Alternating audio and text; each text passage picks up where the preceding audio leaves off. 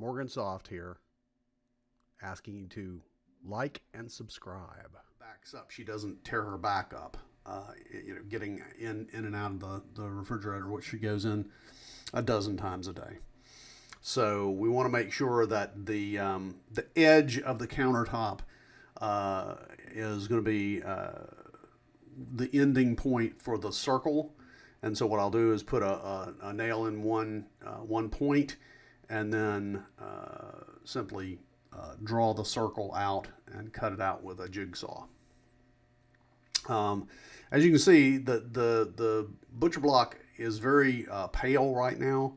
I cut this Butcherblock already, and there's a little bit of space there, but that will be resolved when I put a piece of Butcherblock on the back for a backsplash. So that will cover up those issues.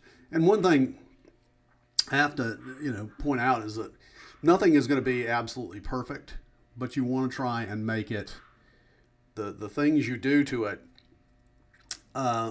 will cover up some of the imperfections, right? So like putting the backsplash on, here I'm kind of giving a swag at measuring the overlap between the existing solid surface and the new countertop. So I want to make sure that those overlaps are similar, just for the consistency part, right?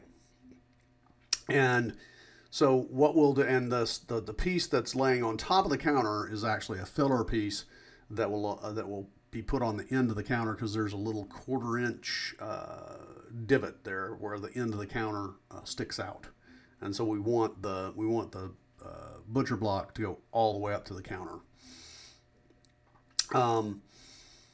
As I said, I think that the countertop, when I stain it, it will give a completely different look, and it will be very dramatic with that pecan stain.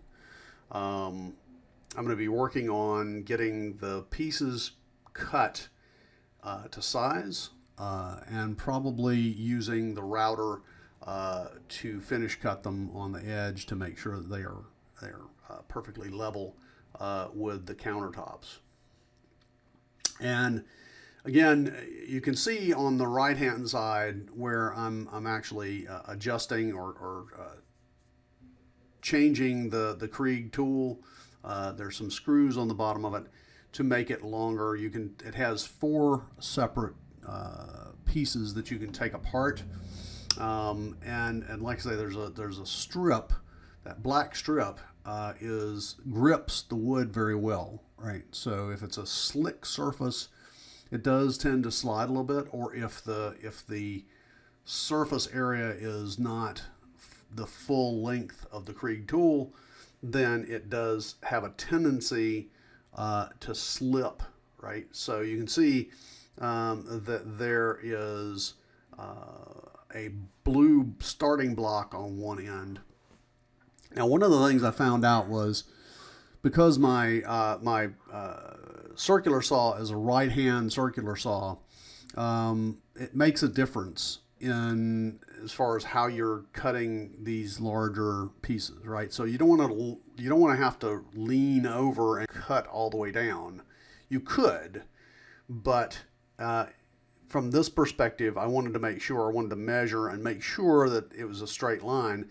But I also wanted to make sure that when I was cutting with this tool, that I was letting it do the work, instead of me trying to lean way over and do it with my right hand. So it ends up being that I turn it around and actually start from the other side, and use my left hand to push the tool down. But I just let the tool do the guiding.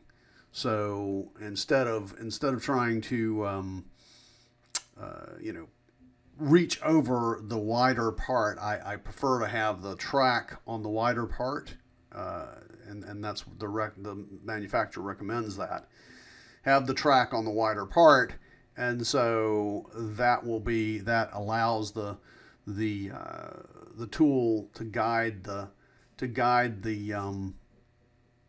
the cut all the way down and gives a nice straight cut, and it really does. It's a little expensive. You can probably accommodate the same kind of cut with a